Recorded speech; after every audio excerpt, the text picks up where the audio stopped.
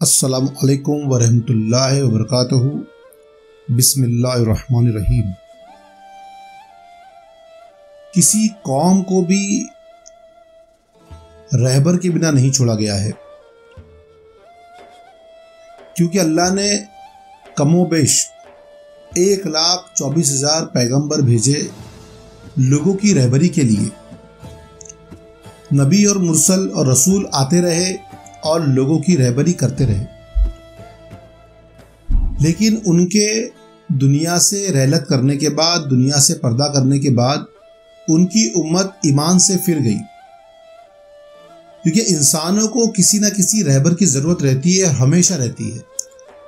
تو ہمیشہ ان کو رہبر کی ضرورت ہے، اور اگر ان کے پاس رہبر نہیں ہوں گے تو لوگ گمراہ ہو جائیں گے، کیونکہ انسان جو ہے وہ بھیڑ بکری کی مانند، بھیڑ بکریوں کی طرح ان کو ایک ساتھ نہیں رکھا جا سکتا ہے، ڈرا کے دھمکا کے۔ تو ان کو کسی نہ کسی صحیح رہبر کی ضرورت ہوتی ہے جو ان کو صحیح راستہ بتائے۔ اگر ان کے درمیان میں کوئی راستہ بتانے والا نہیں ہوگا تو وہ گمراہ ہو جائیں گے۔ اسی لیے اللہ نے ایک کے بعد دیگر 1,24,000 پیغمبر رسولوں کو بھیجا، لیکن ان کے پردہ ہونے کے بعد ان کے امت کے لوگ ہمیشہ کفر کی طرف لوٹ گئے۔ اسی لیے اللہ نے قرآن شریف میں آل عمران میں فرمایا، آیت نمبر 101، 102 اور 103، وَكَيْفَ تَكْفُرُونَ وَأَنْتُمْ تُتْلَى عَلَيْكُمْ آیَاتُ اللَّهِ وَفِيكُمْ رَسُولُهُ، اور تم کیوں کر کفر کرو گے، تم پر اللہ کی آیتیں پڑھی جاتی ہے اور تم میں اس کا رسول تشریف لایا۔ یعنی یہاں پر اللہ کی آیتیں پڑھی گئی اور اللہ کی جانب سے رسول آ گئے ہیں، تو کیسے تم کفر کی طرف لوٹو گے؟ یعنی کفر کی طرف نہ لوٹنے کے لیے، کیونکہ ہمارے نبی جو ہے وہ آخری نبی ہے، ان کے بعد کوئی نبی نہیں آنے والے ہیں، وہ خاتم النبیین ہے۔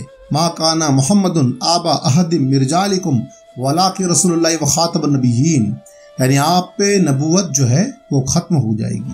تو جب آپ پہ نبوت ختم ہو گئی تو اس کے بعد کیسے یہ دنیا میں لوگ راہ راست پہ رہیں گے؟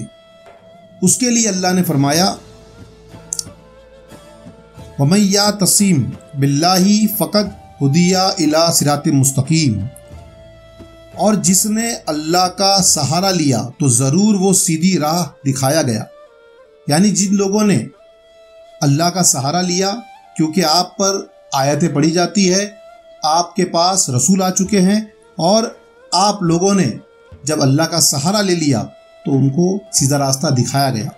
یعنی اللہ انہی لوگوں کو سیدھا راستہ دکھاتا ہے کہ جو قرآن کی آیتوں پہ عمل کرتے ہیں، رسول کے قول پہ عمل کرتے ہیں اور اللہ کی ہدایت کو مانتے ہیں، نافرمانی نہیں کرتے ہیں۔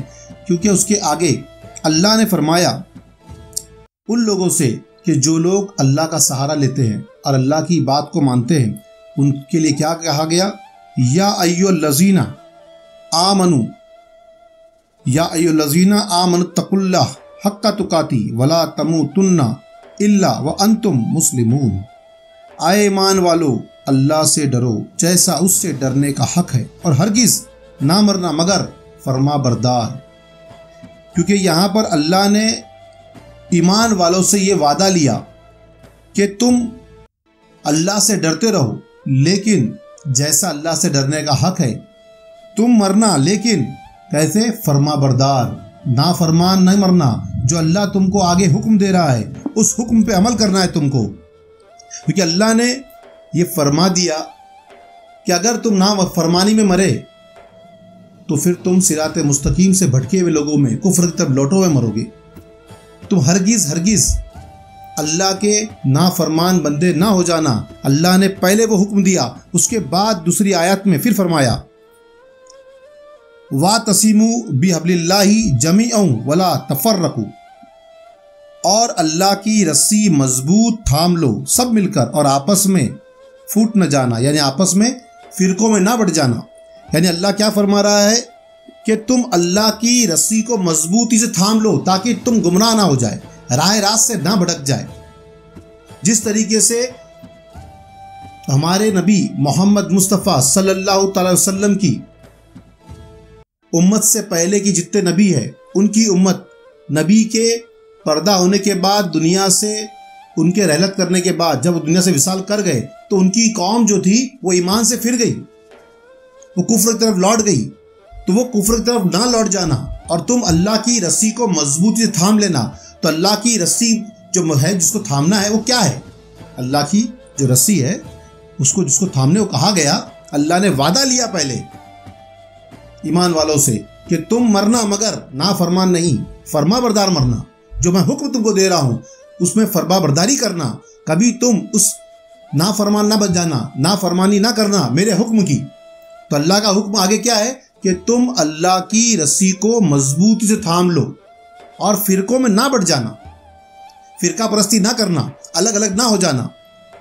اب وہ اللہ کی رسی کیا ہے، اللہ کی مضبوط رسی وہ کیا ہے، اس کو سمجھنے کے لیے مشکات شریف جلد نمبر 3 اور حدیث نمبر 5878 پیج نمبر 254، حضرت زید بن ارقم رضی اللہ تعالیٰ عنہ سے روایت ہے کہ ایک روز رسول اللہ صلی اللہ تعالیٰ علیہ وسلم ہم میں خم نامی چشمے پر خطبہ دینے کھڑے ہوئے جو مکہ مکرمہ اور مدینہ منورہ کے درمیان ہے۔ تو اللہ تعالیٰ کی حمد و ثنا بیان کی، واعظ و نصیحت فرمائی، پھر ارشاد ہوا، اما بعد اے لوگو، میں بشر ہوں، قریب ہے کہ اللہ کا قاصد میرے پاس آئے اور میں اسے قبول کر لوں۔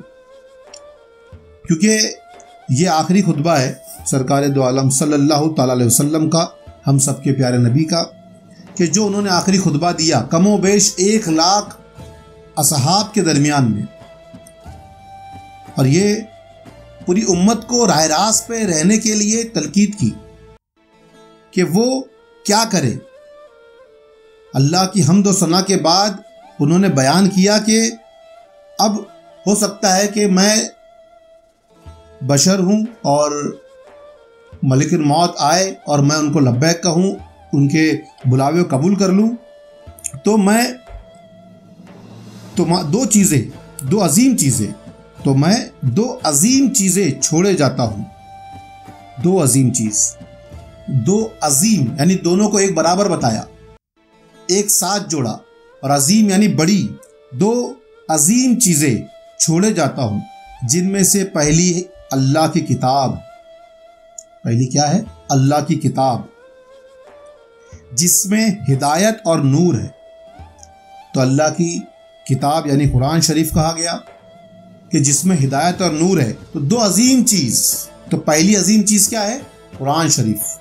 تو پہلی عظیم چیز جو ہے وہ کتاب ہے جس میں ہدایت اور نور ہے، یعنی اللہ کی کتاب قرآن شریف۔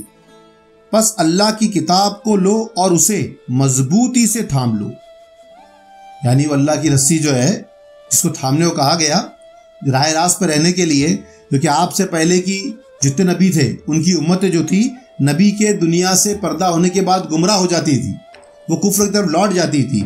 تو وہ کفر کی طرف نہ لوٹے، یعنی دوبارہ وہ کافر نہ ہو جائے، اس لیے کیا فرمایا کہ فرقوں میں نہ بٹ جانا، اللہ کی رسی کو مضبوطی سے تھامنا۔ تو رسی کون سی رسی ہے؟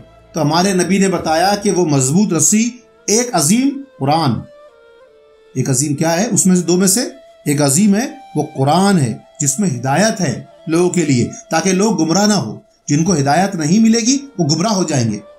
تو ایک ہدایت کے لیے کیا ہے؟ قرآن شریف۔ پس اللہ کی کتاب کو لو اور اسے مضبوطی سے تھام لو، اور اللہ کی کتاب کی طرف ابھارا، اور پھر فرمایا کہ دوسرے میرے اہل بیت ہے۔ پہلی عظیم سب چیز کیا ہے؟ قرآن شریف، اللہ کی کتاب، اور دوسرے عظیم کیا ہے؟ اہل بیت۔ اور میں اپنے اہل بیت کے بارے میں تمہیں اللہ یاد دلاتا ہوں۔ یہ مشکات شریف حدیث نمبر 5878 جلد نمبر 3۔ تو قرآن شریف کی آیت کہ ہمارے نبی کے پردہ ہونے کے بعد دنیا سے ظاہر طور وصال کرنے کے باوجود بھی یہ قوم جو ہے راہ راست پہ رہے گی، تو کیسے رہے گی؟ اللہ کی رسی کو مضبوطی سے تھامنے کے بعد۔ تو وہ مضبوط رسی جو پوری قوم کو راہ راست پہ رکھے گی وہ کون سی ہے؟ تو وہ ہے پہلی عظیم چیز جو ہمارے نبی نے بتایا، قرآن شریف، جس میں ہدایت اور نور ہے۔ اور دوسری عظیم چیز اہل بیت۔ اہل بیت کس کو کہتے ہیں؟ آل محمد، یعنی حضرت علی، بی فاطمہ الزہرا، امام حسن، امام حسین، یہ ہمارے نبی کی اہل بیت ہے۔ ان کو مضبوطی سے تھاما، قرآن کو مضبوطی سے تھاما، تو ہم کہاں رہیں گے؟ راہ راست پہ رہیں گے، صراط مستقیم پہ رہیں گے۔ کیونکہ جس نے اللہ کا سہارا لیا وہ صراط مستقیم دکھایا گیا۔ جس نے اللہ کا سہارا لیا وہ صراط مستقیم دکھایا گیا۔ تو صراط مستقیم اللہ نے کیا دکھایا؟ کہ اے لوگو، اللہ کی رسی کو مضبوطی تھام لو۔ اور کیسا تھامو؟ اس طریقے تھامو اسے نافرمان نہ ہونا۔ اللہ نے وہ بھی قول لیا کہ نافرمان نہ ہو جانا۔ تم مرنا مگر فرما بردار، جو میں تم سے حکم دے رہا ہوں کہ اللہ کی رسی کو مضبوطی تھامے رہنا، تو ویسے ہی تم مرنا، نافرمائی نہ کرنا، بات سے مکر نہ جانا۔ اور پھر نبی نے بتایا کہ وہ مضبوط رسی کون سی ہے؟ تو وہ ہے قرآن اور اہل بیت۔ ان دونوں کو تھامنا ہے۔ حضرت سلمان فارسی رضی اللہ عنہ وہ فرماتے ہیں کہ تم آل محمد کو، اہل بیت کو اپنے درمیان میں وہ درجہ دو، وہ مقام دو جو مقام تم جسم میں سر کو دیتے ہو اور سر میں آنکھ کو دیتے ہو۔ کیونکہ جسم کی رہنمائی کون کرتا ہے؟ تو سر کرتا ہے، اور سر کی رہنمائی آنکھیں کرتی ہے۔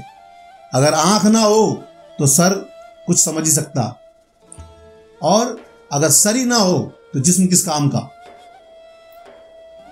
تو پنجتن پاک اہل بیت کا مقام کیا ہے؟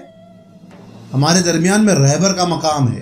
قرآن ہماری ہدایت کے لیے ہے اور اہل بیت ہماری رہبری کے لیے ہے کہ دونوں کو مضبوطی سے تھامے رکھو،